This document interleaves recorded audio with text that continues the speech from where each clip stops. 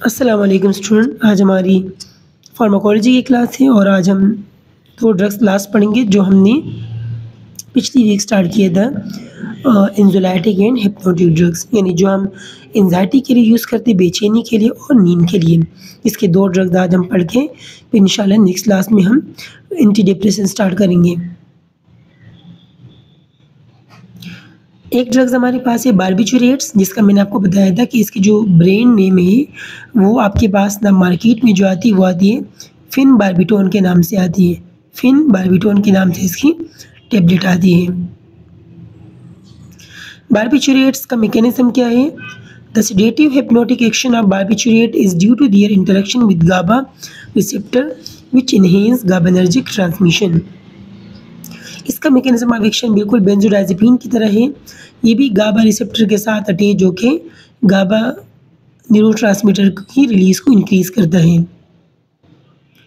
अगर इसकी एक्शन की बात करें, depression of CNS at low dose the barbiturate produce sedation having calm effect and reduce excitement. अगर आप इसका लो डोज लोगे तो इसकी वजह से आपको सेडेशन होगी, नींद आएगी और आपकी बॉडी बिल्कुल जिसमें जो एक्साइटमेंट होगी या एंजाइटी होगी वो कम हो जाएगी। लेकिन अगर आप इसके हाई डोज लोगे, at high dose the drug cause hypnosis follow by anaesthesia, loss of feeling और सेंसेशन। अगर आप इसकी बहुत ज़्यादा डोज लेते हो तो उसकी वजह से आपको नींद आ जाती है तेज़ और आपकी बॉडी एनेस्थीसिया में चली जाती है, बेहोश हो जाते हो आप। एंड फाइनली कोमा, और इसकी वजह से पेशेंट कोमा में भी जा सकते हैं हाई डोज देने से और डेथ भी हो सकती है। दस any degree of depression of CNS is possible depending on the dose, यानी आप उसको डिप्रेशन के लिए यूज़ कर सकते हो लेकिन कुछ हद तक उसकी कुछ डोज होती है। Respiratory depression, यानी barbiturate suppress the hypoxia and chemoreceptor response to carbon dioxide in overdose, it's followed by respiratory depression and death।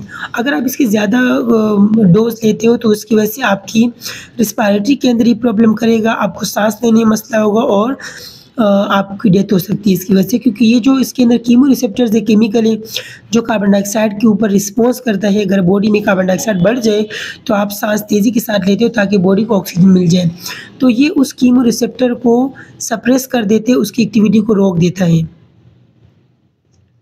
Therapeutic uses की अगर हम बात करें तो एनेस्थीसिया में हम इसको यूज़ करते हैं। Selection of barbiturate is strongly influenced by the desired duration of action. The ultra short acting barbiturate such is thiopental are used to intravenously to induce anaesthesia. Barbiturate की एक ड्रग्स है जो इसका नाम है थायोफेंटल। थायोफेंटल ड्रग जो ना वो हम यूज़ करते हैं आईवी के थ्रू एनेस्थीसिया करवाने के लिए। उसके अलावा anti convulsant barbiturate are use in long term management of seizure status epileptic and eclampsia. Eclampsia और एपिलेप्टिक दोनों का मतलब ये है कि जो झटके आते हैं पेशेंट को, जो मिर्गी के दौरे आते हैं, उसके लिए हम बारबिचुरेट को यूज़ करते हैं लॉन्ग टर्म मैनेजमेंट के लिए, यानी सारी ज़िंदगी वो खा सकता है ये। Anxiety, barbiturate have been used to mild sedative to relieve anxiety, nerve tension and insomnia। Anxiety के लिए भी आप इसको यूज़ करते हो, नींद ना आने के लिए भी यूज़ करते हो और डिप्रेशन के लिए भी यूज़ करते हो थोड़ा सा। इसकी फार्माकोकाइनेटिक्स क्या है? Barbiturate are absorbed orally and distributed widely through the body. ये ओरली एब्जॉर्ब हो जाते हैं और पूरी बॉडी के अंदर डिस्ट्रीब्यूट हो जाते हैं। These agent are metabolites in the liver and inactive metabolites are excreted in urine. फिर ये आपके लिवर के अंदर, जिगर के अंदर जाके ये मेटाबोलाइट्स बनते हैं, इसके मेटाबॉलिज्म होती है और इसके जो मेटाबोलाइट्स होते हैं, इनएक्टिव मेटाबोलाइट्स जिसका बॉडी में कोई काम नहीं है, वो यूरिन के थ्रू बॉडी से बाहर निकल जाते हैं। इसके एडवर्स इफेक्ट क्या है? आपको ड्राउनेस होगी, यानी चक्कर आएगा, आपको कमज़ोरी होगी, इम्पेयर्ड कंसंट्रेशन, ध्यान नहीं दोगे एक जगह पर, mental and physical sluggish tremor. जब बातें करोगे तो वो बातें रुक रुक के जो बातें करते हैं, जैसे लोग नशे में होते हैं ना, उस तरह आप करोगे। एंजाइटी होगी, आपको कमज़ोरी हो सकती है, रेस्टलेसनेस हो सकता है, यानी आपको सुकून नहीं होगा, नौजिया होगा, दिल कच्चा होगा, वोमिटिंग, उल्टियाँ होगी। And death occur due to the overdose of many decades. अगर आप बहुत ज़्यादा इसकी ओवरडोज लोगे तो इसकी वजह से आपकी डेथ भी हो सकती है। उसके बाद एक और ड्रग्स है बसपिरोन, जिसका मैंने बताया था कि इसकी जो टेबलेट आती है वो मार्केट में जो आती है वो किस नाम से आती है? बसरोन के नाम से इसकी टेबलेट आती है। Buspirone is usually in the treatment of general anaesthesia, हम इसको एनेस्थीसिया के लिए यूज़ करते हैं।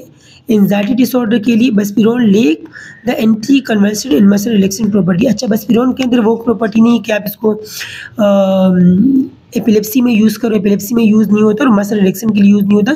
ये सिर्फ जनरल एनेस्थीसिया के लिए, जनरल एंजाइटी के लिए यूज़ करते हैं, यानी जो किसी को एंजाइटी हो तो उसके लिए हम इसको यूज़ करते हैं। और इसका जो मोस्ट कॉमन एडवर्स इफेक्ट है वो क्या है, सर में दर्द होगा आपको, डिजीनेस यानी आपको सुस्ती होगी, नींद आएगी और नर्वसनेस, आप टेंशन में होगे, जिससे लोग नर्वस हो जाते हैं, उस तरीके से आपको इसके एडवर्स इफेक्ट आएंगे। तो ये हमारा आज का टॉपिक था, उम्मीद है आप सबको समझ आ गया होगा। बाकी इससे रिलेटेड कोई भी क्वेश्चन हो तो आप लोग पूछ सकते हो। ओके स्टूडेंट, अल्लाह हाफिज़।